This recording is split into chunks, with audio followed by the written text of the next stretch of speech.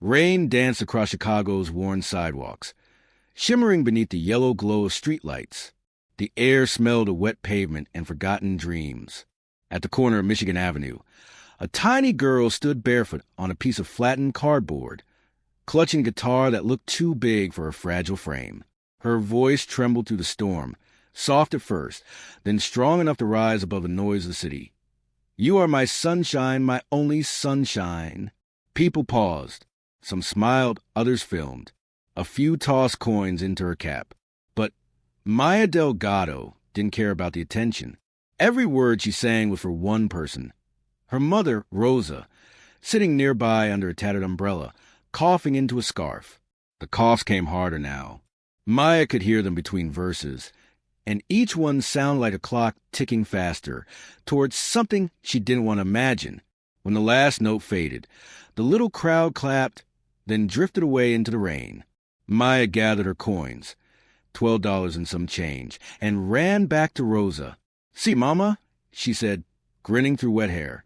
"Almost enough for your medicine." Rosa smiled weakly. "Mi corazon, you shouldn't be out here in this cold." "I'm fine. You need it more than me." Behind them, the thunder rolled. Somewhere far above, a billboard flickered. The smiling face of Daniel Whitaker, the man who had once promised Rosa the world. Music mogul, billionaire, judge of American Star. And Maya's father, though neither of them knew that truth yet. That night, in their tiny basement room, Rosa tucked Maya into bed. The walls were cracked. The air smelled of dampness and laundry soap. "Mama," Maya whispered, "if I sing good enough, could someone hear me? Like, someone who can help?" Rosa brushed her daughter's curls away. "Someone will.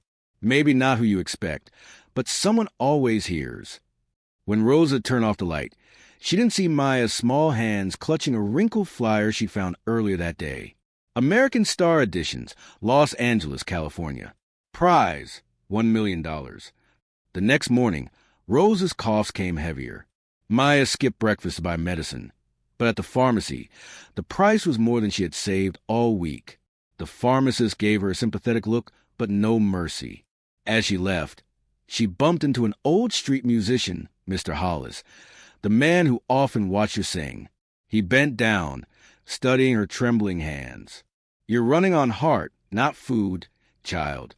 That don't last forever." "I'm going to Los Angeles," she said suddenly, "for a contest. I'll win, and Mama will get better." The man smiled, sadness in his eyes. He took off the felt pick around his neck and pressed it into her palm. "Then take this. It played in more bars than you got birthdays. Bring it luck, and it'll bring you home." Maya held it like a treasure. "Thank you, Mr. Hollis." "Don't thank me yet," he said, turning toward the rain. "Just promise me. When you sing, mean every word." 2 weeks later, Rosa was worse. They sold their radio, old clothes, even Rosa's silver earrings. A distant cousin wired bus tickets to Los Angeles. "To chase that dream one last time," Rosa said, though her smile was tired. The bus left at noon. They had one suitcase, one guitar, and a heart full of hope. As the Greyhound rumbled west, Maya sang quietly to her mother, "You make me happy when skies are gray." Halfway through Nebraska, Rosa fainted in her seat. Panic rippled down the bus aisle. A nurse on board, Kesha Brown, traveling home to L.A., rushed over, gave Rosa water, checked her pulse. "She's got pneumonia. You need a hospital." "We can't stop," Maya whispered. "If we do, we can't afford to go again." Kesha tore a paper napkin and scribbled an address. "If she gets worse, take her to Cedars-Sinai in L.A. Tell them Nurse Kesha sent you. Don't wait too long, sweetheart." Maya nodded, clutching the note. Rosa squeezed her hand, whispering between coughs, "Almost there, baby. Just a little farther." 3 days later, Los Angeles shimmered in sunlight and false promises. The palm trees looked like giant green hands reaching for heaven. Rosa could barely walk, but she insisted on seeing the ocean. "I want to breathe something that doesn't hurt," she said. They sat on the Santa Monica Pier. Maya sang softly while waves crashed below. A small crowd gathered again, drawn to her raw voice and honesty. Among them, one man stopped walking. He wore dark sunglasses, a designer suit, and an expression used to hiding feelings. Daniel Whitaker. He was on a call with his assistant, annoyed as always. No, the contestant list is final. No more sob stories. Then he froze. The song drifting through the air. He knew it. The same lullaby Rosa used to sing years ago. The same melody he once hummed while tracing a future that never came. His voice trailed off mid-sentence. He turned toward the sound and saw her, a girl no older than 7, with Rosa's curls, his own green eyes, and a voice that felt like forgiveness. For a moment, he forgot the world. Then his assistant called again, pulling him back. He walked away, telling himself it was just coincidence. But his hands wouldn't stop shaking. That night, Maya counted tips in a cheap motel. See, Mama?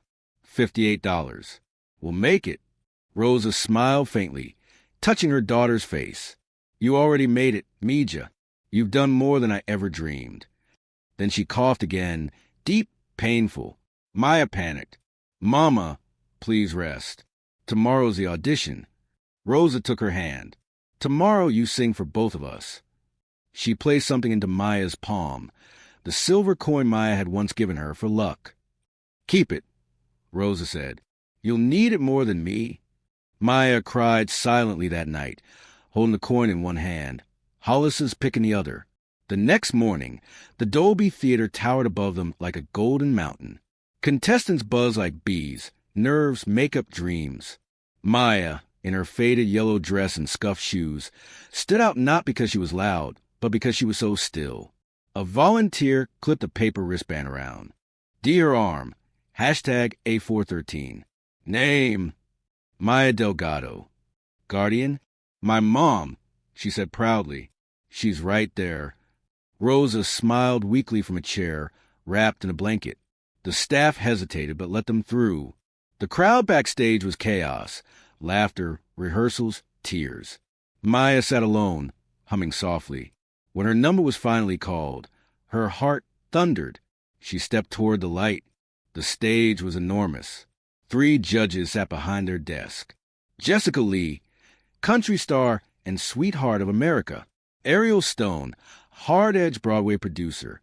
Daniel Whitaker, the man Maya had never met, her father, though she didn't know it. Jessica smiled kindly. What's your name, sweetheart? Maya Delgado. How old are you? 7. The audience murmured. And why are you here today? Ariel asked. Maya hesitated. My mama's sick. I sing on the streets, but I don't make enough. If I win, I can help her get better. A hush fell. Even the cameras seemed to wait. Jessica blinked away tears. Ariel softened, but Daniel just stared. Something about her voice made his chest ache. And what are you going to sing? He asked quietly. My mama's favorite, Maya said. You are my sunshine. She lifted her guitar. The stage lights glowed gold across her face.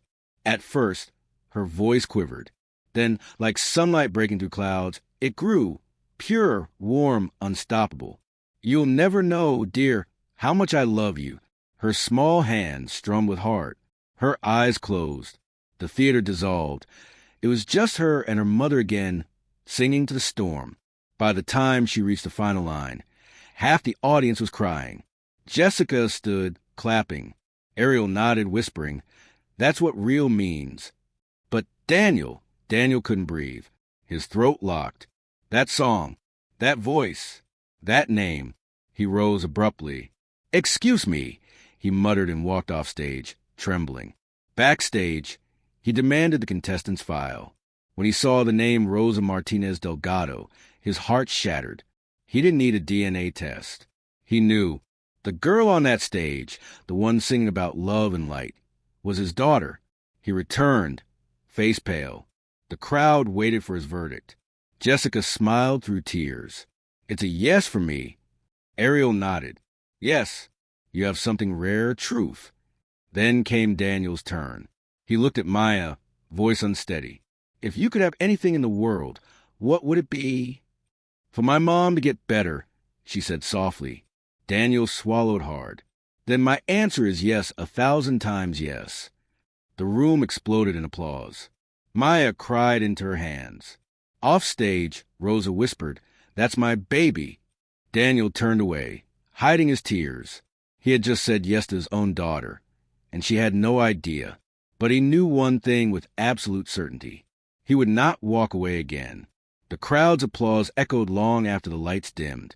Maya stood in awe, clutching her guitar as though it were the only solid thing in her trembling hands.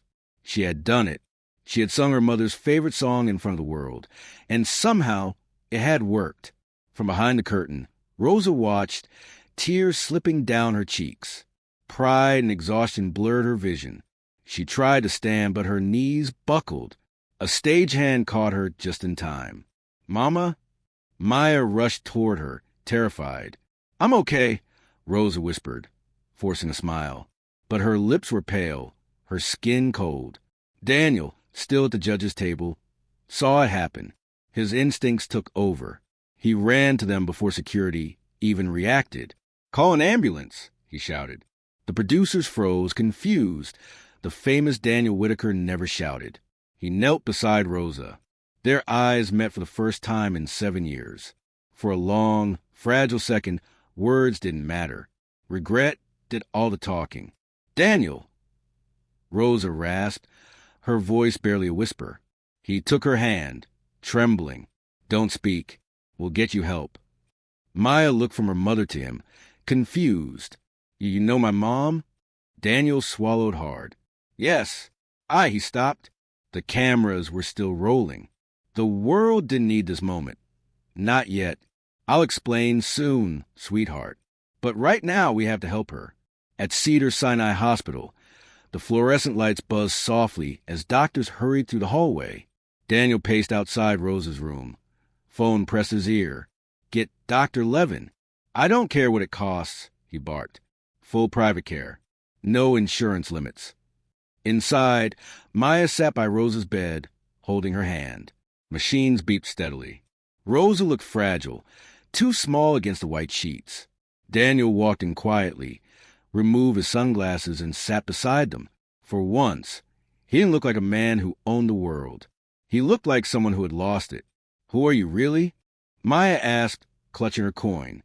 Daniel's eyes softened. "Your mother and I, we knew each other a long time ago." Rosa opened her eyes. "She deserves to know, Daniel." He nodded, leaning closer to Maya. "When I was young, I met your mom in Chicago. She was the best singer I'd ever heard, and the best person. We dreamed of making music together, but I got scared. Fame changes people. I left before I should have." Maya blinked, her voice trembling. "You left her and me?" Daniel's throat tightened. "I didn't know about you. Not until today." Maya's eyes filled. "Then you're my dad?" He nodded. "Yes, I am." For a long moment, she just stared. Then she whispered, "Mama said someone would hear me one day." She looked at him through tears. "I guess it was you." He reached out, but she didn't move. "Not yet." Rosa smiled faintly, though her voice was weak. "You found us, Daniel. That's all that matters." But her monitors beeped faster. Nurses rushed in. "We need to stabilize her," one said. They guided Daniel and Maya out into the hall. Maya pressed her face against Daniel's chest for the first time. "She's going to be okay, right?" He closed his eyes, whispering into her hair. "I'll make sure she is. I promise." The next days blurred into sleepless nights. Daniel never left the hospital. He brought food Maya wouldn't eat, blankets she didn't need, and a small TV so she could watch the next round of American Star contestants. Maya kept whispering, "I'll sing again for her when she wakes up." On the third night, Rosa opened her eyes. She was pale but smiling. "You made him stay still long enough to care," she teased softly. Maya climbed into bed beside her.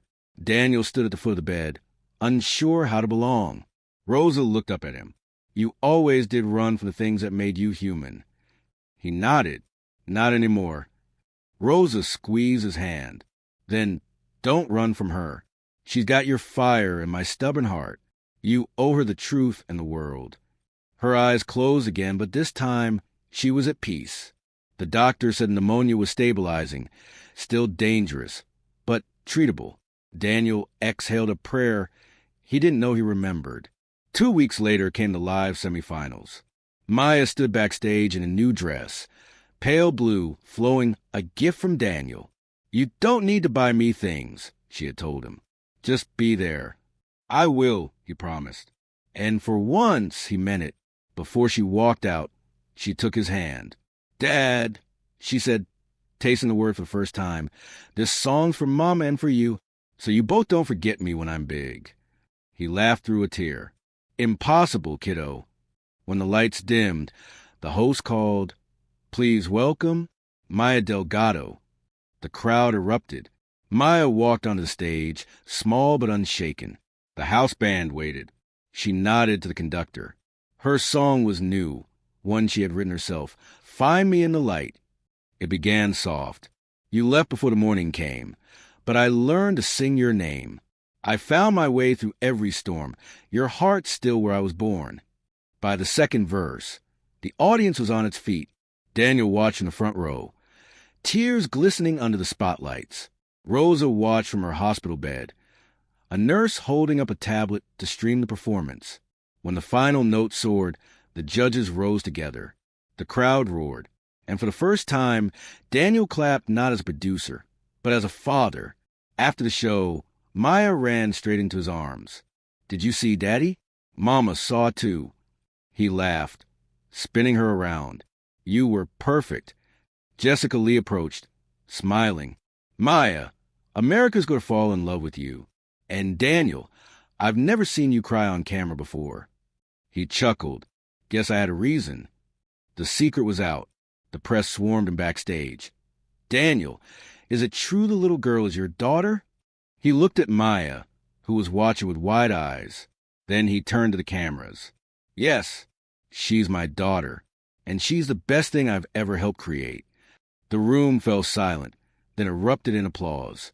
News headlines exploded the next morning. Millionaire judge finds daughter live on national TV. From street corners to stardom, Maya Delgado's miracle voice. But Maya didn't care about fame. All she wanted was to see her mom. When they arrived at the hospital, Rosa was awake, watching the replay on TV. "You were glowing, baby," she said, tears in her eyes. Maya climbed into bed beside her. "I sang for you, Mama." "And you healed me with it," Rosa whispered. Daniel sat on the edge of the bed, holding both their hands.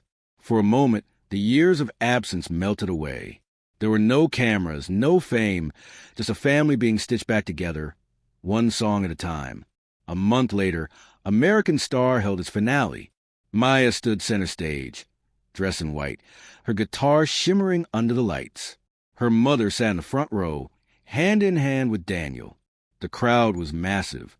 Millions watched from home. The host leaned toward her. "Maya, if you win tonight, what will you do with the prize money?" Maya smiled. "My mom doesn't need saving anymore, so I'll start a music school for kids who don't have anyone to believe in them." The audience erupted in applause. When she sang, silence filled the theater, not because of fear but reverence. Her voice carried years of hunger, hope, and forgiveness. Daniel looked up at her and whispered, "That's my girl."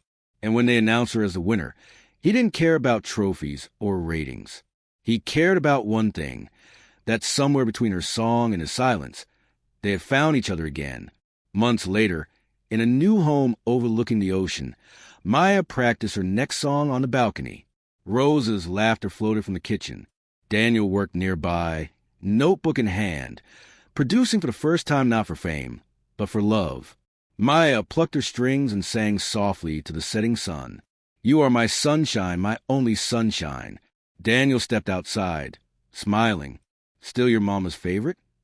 She grinned. "Now it's ours." He sat beside her, the sound of waves blending with the guitar. They didn't need words. The music said everything, of loss, of forgiveness, of finding family in the unlikeliest places. Because sometimes the smallest voice can reach the coldest heart. And sometimes one song is enough to bring a father home.